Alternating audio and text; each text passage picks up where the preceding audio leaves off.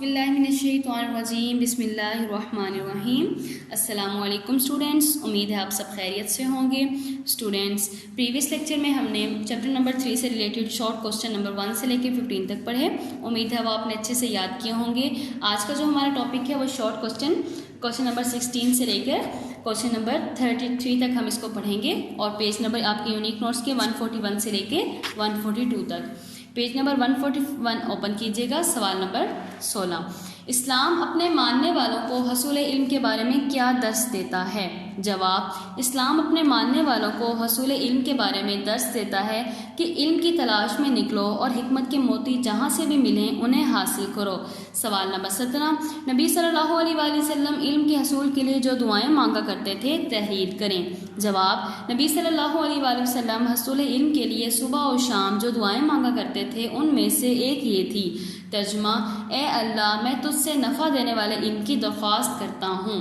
Number 2، ترجمہ، اے اللہ جو علم تو نے ہمیں دیا ہے اسے ہمارے لیے مفید بنا اور ہمیں ایسا علم عطا فرما جو ہمیں نفع پہنچائے۔ سوال نمبر 18 دیکھیے گا، علم کے 2 اہم فوائد لکھیں۔ جواب، علم کے 2 اہم فوائد یہ ہیں۔ نمبر 1، حقوق و فرائض سے آگاہی۔ نمبر 2، رضا الہی کے حصول کا ذریعہ۔ سوال نمبر 19، حصول علم کے لیے عمر کی کوئی قید نہیں، حدیث سے واضح کریں۔ جواب، ماں کی گود سے لے کے قبر تک علم حاصل کرو۔ یہ بھی فرمایا گیا کہ مومن علم سے کبھی سیر نہیں ہوتا حتیٰ کہ جنت میں پہنچ جاتا ہے۔ سوال نمبر 20، علم کی اہمیت اور فوائد سے متعلق چند روایات لکھیں۔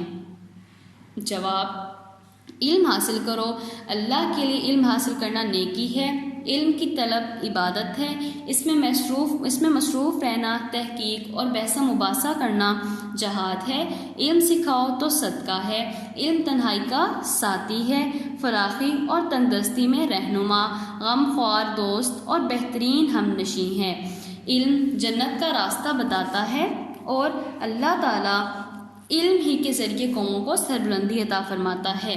سوال نمبر 21 دیکھیے گا، مسلمانوں کے عروج و زوال کی وجہ لکھیں۔ علم ہی کی بنا پر مسلمان تمام دنیا پر چھا گئے تھے، مگر جب انہوں نے قرآن کی تعلیمات کو چھوڑا اور علم کی روشنی سے دور ہوئے تو زوال کا شکار ہو گئے۔ سوال نمبر 22 دیکھیے گا، علم و حکمت کے اصول کے بارے میں حدیث شریف کا ترجمہ لکھیں۔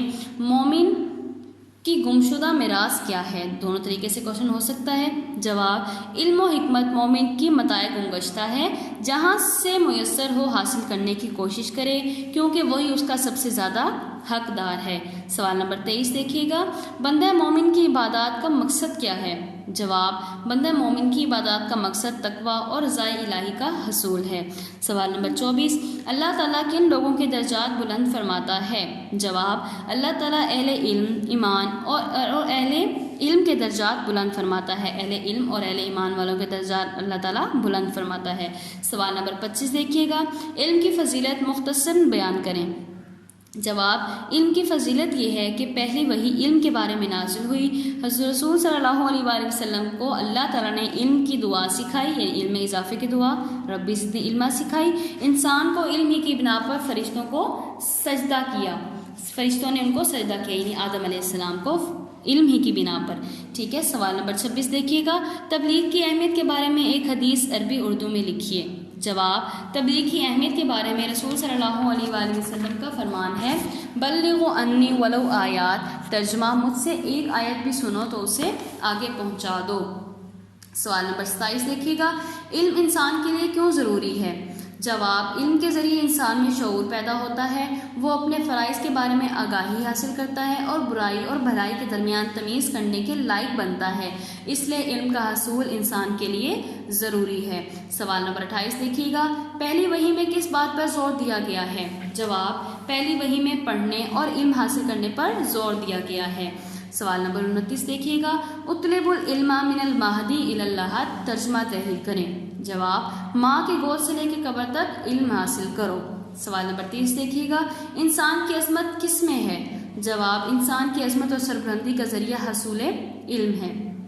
سوال نمبر 31 دیکھیے گا، لا یؤمن احدکم حتی اکون احب الیہ من ولدہ وولدہ والناس اجمعین کا ترجمہ لکھیں۔ ترجمہ: تم میں سے کوئی مومن اس وقت تک نہیں ہو سکتا جب تک میں اس کے نزدیک اپنے آبا، اولاد اور تمام لوگوں سے زیادہ محبوب نہ بن جاؤں۔ سوال نمبر 32 دیکھیے گا، بلغوا انی ولو آیات کا ترجمہ لکھیں۔ ترجمہ: مجھ سے ایک آیت بھی سنو تو اسے آگے پہنچا دو، اس کی تبلیغ کرو۔ سوال نمبر 33 دیکھیے گا، حدیث مبارکہ کے مطابق جنت کی پھلواریوں سے کیا مراد ہے؟ جواب: حدیث مبارکہ کے مطابق جنت کی پھلواریوں سے مراد علم کی مجلسیں ہیں۔ الحمدللہ اسٹوڈنٹس، شارٹ کوشچنس ہمارے کمپلیٹ ہوئے۔